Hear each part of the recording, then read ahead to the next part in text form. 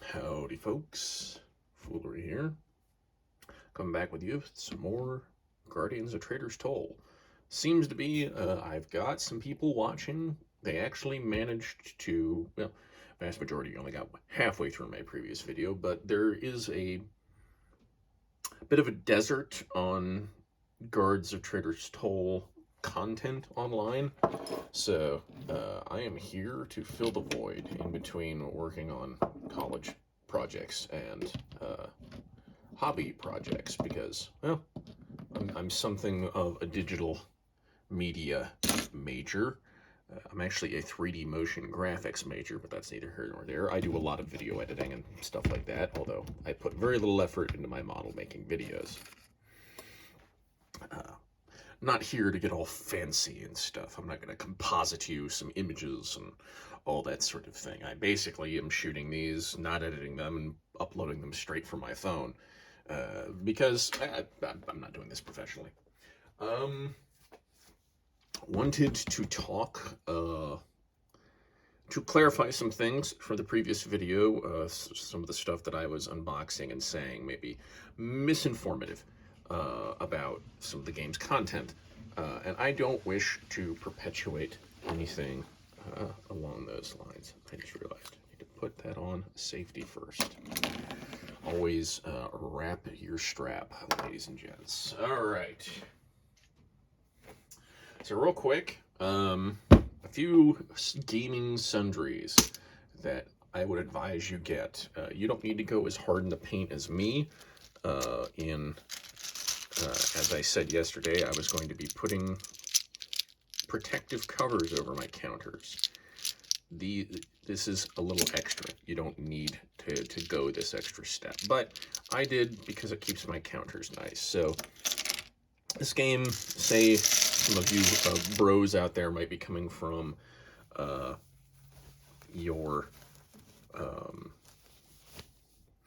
of you might be coming from the bolt action game where, you know, you draw things out of a bag to determine who goes next and whatnot.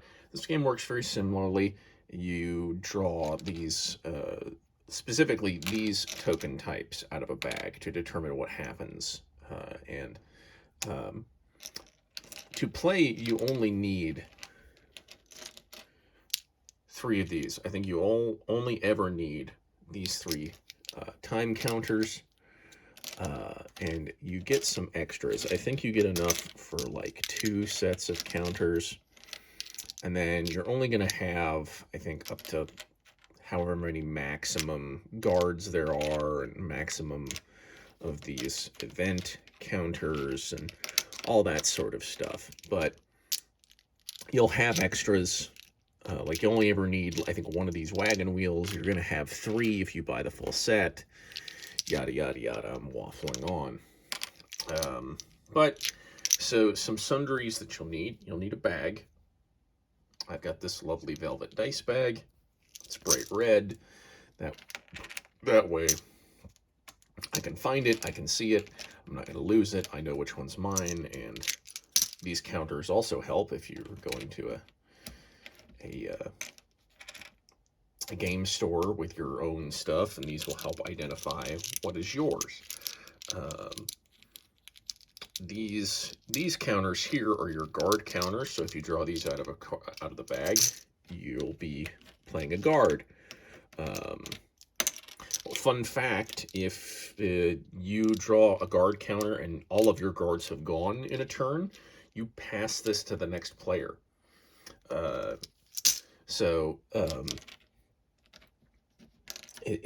A lot of these things work in a way that, like, if you as a player can't do something when you draw a counter, the counter will go to the next player that can do something, which is useful.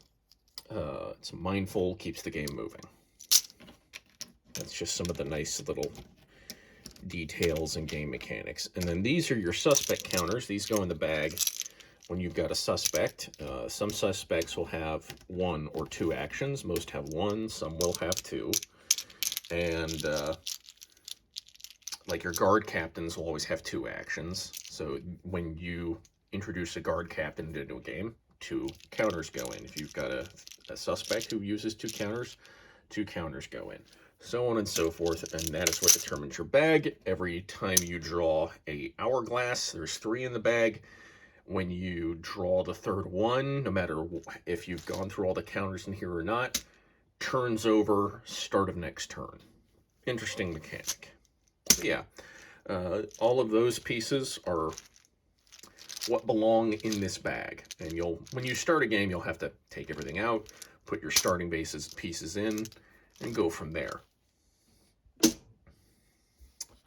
Next up, I have this battle deck case. It's meant for like Magic the Gathering, Yu-Gi-Oh, that sort of thing. But these become just very useful accessories if you're trying to organize a very card-heavy game like this. And then also, I bought this one because it's got this lovely, lovely little token and dice tray, which very useful, very, very useful. So I've got my dice here. I've got all my counters ready to go. And then these are all organized by type. It's a little hard to see. It's easier for me to tell what's what just by looking at them at an angle. It's harder to tell on camera what is what. But this is just purely for storage purposes. And there's enough like bits of wiggle room within this set to make it so that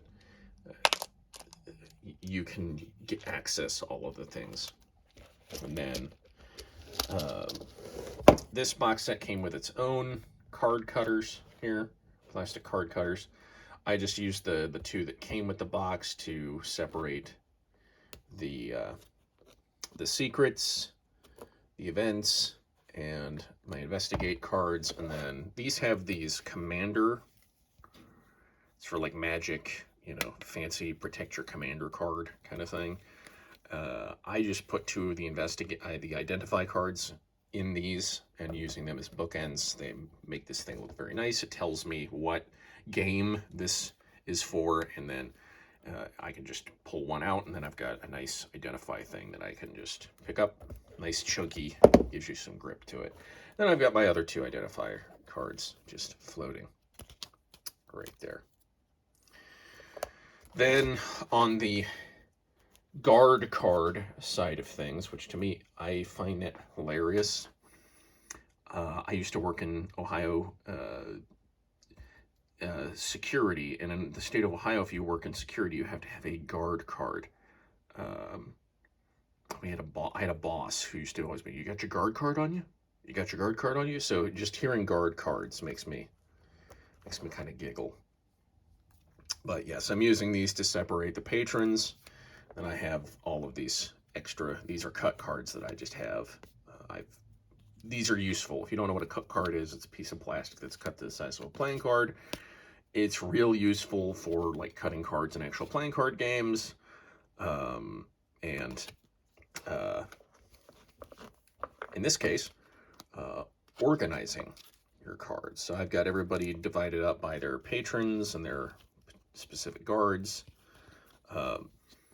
I noticed that in the base deck, you get 4 unaligned constables. I took a look at each of the patrons and picked the freelancer who kind of like shores up some of the shortcomings of your current roster. So they should be somewhat advantageous, one would hope.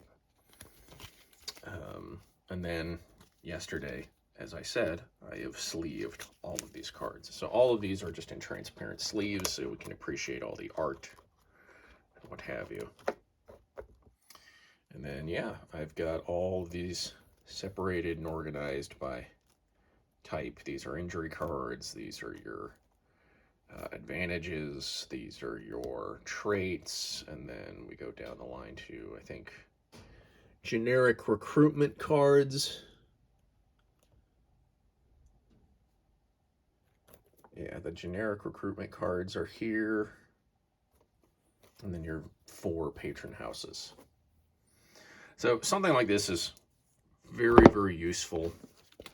Looks nice too, makes it moving this stuff around easier, keeps you organized. That's important in this hobby, keeping organized. And then I've been building some models. I shared these on the Facebook group. If you guys have joined the Guards of Traitor's Toll Facebook group, here's my fantastic little guard captain. Used vinyl putty and cement to fill in the gaps and create this sort of full seal hood for her.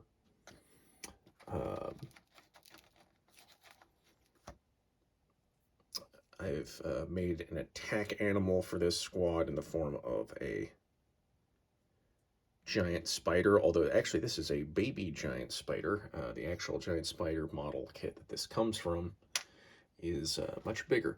I was thinking of giving them this War Games Atlantic German Shepherd, but I've since I'm going to give that to a different squadron. And then all of these guys, I like Lady Erica, the black and green patron. She's very shady, sort of very spycrafty, and so that gave me a nice means of theming this guard squad to look themselves a little shady. You know, they've all got most have their faces covered, full helmets, that sort of thing. Here's this guy with the sling. These slings are what I'm going to be using as stand-ins for hand crossbows in the rules, because I don't have any models with hand crossbows. Also, every squad that I'm making is going to have what I'm calling an odd man out. In this squad, it's the sergeant. He's showing his face. He's very much doing his job. He's not so shifty or shady looking. Because usually there's an oddball in a squad of guards, and so why not have somebody who's kind of against type? And so I'm going to try and make sure that every squad has somebody who's sort of an odd man out. But yeah, and other than that, I've been building and painting.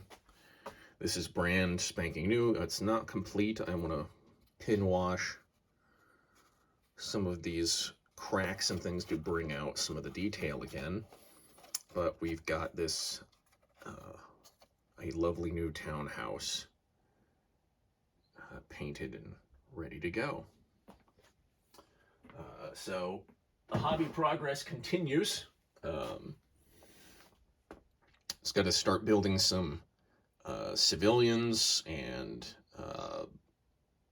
getting a lot of that sort of things. I think by the time I've got enough civilians built and enough guard, and I've already got one squad built, and I can maybe do some demo games with some of the unpainted miniatures. What I'll do is brain, work with me. What I'll do is use colored base markers. I showed you those in the other video, where they're these like clip-ons. They clip onto your bases. They're these 3D printed little clip-ons that color the very, very bottom rim of the base. And I'll give like the guards blue counters, and when civilians won't have any, but if they turn into a suspect, I'll clip on a red one. Then do a little gaming on top of some hobbying, while trying to fit it into a very busy schedule. It's not as long a video today. I'm mostly using this as sort of like a hobby blog, showing some progress on the hobby. Today I was just showing you that yes, I've sleeved all my cards, I've put the covers on all of my counters, I've started building guards, I'm painting terrain, I am keeping the creative energy and juices flowing. I've got another building painted, I just haven't built it yet. I'm making use of everything that I can. In fact, I can show you here. This is the top to one of the plastic covers that came with the game sets. Uh, I was using it for inks and paints to. And you can see that these weren't here last time. These marks here, I was essentially just assembly lining. I got my big cheap dollar store sponge brush, just uh, mopping up pigment, thinning it out at the top so that it runs down, and then very thinly covering just the whole sheet. So getting a nice quick assembly style that I think makes for a pretty good looking model in the end, or at least as far as terrain is concerned. Because speed and efficiency is probably one of the best things that you can do for yourself.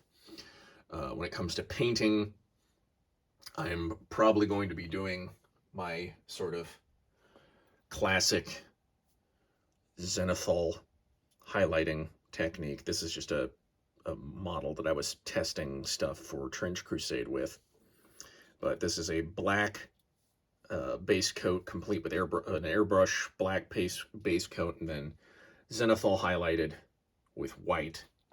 But with these guys, I'm going to use a bone, an off-white. I find that off-whites, your base tone of white, if you're using speed paints or contrast paints, I swear by these. It's like skill in a bottle. Not really skill, but you know what I mean. Like, you can get some good, just tabletop quality miniatures, paint it up real quick, good to go, ready to go. You know, couldn't ask for more. And, you know, maybe a wash over them. But just getting stuff done real quick, quick and fast. It's almost like, I think they call it slap chop. I may not be correct on that term. I'm not as big into the painting side of things as I am on the gaming and building side of things. Painting's always been sort of my Achilles heel in this hobby. You'll find, I find that most gamers in miniature wargaming excel in usually only two of the three aspects of the game, which is the game, the building, and the painting. And some people don't like learning the game so much, but they love the building and the painting. Some people only like the painting and the gaming. They don't really care for the building. Me, I prefer the building and the gaming, and I don't enjoy the painting as much. It takes a certain drive for me to get into painting, and it is there. I'm trying to ride this high for as long as I can, because realistically speaking, looking down the barrel of this, you're going to have a lot of miniatures to paint, man. A lot of miniatures to paint.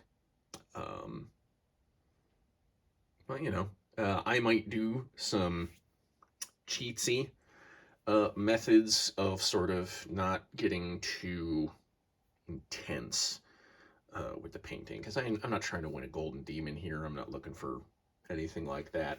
You could do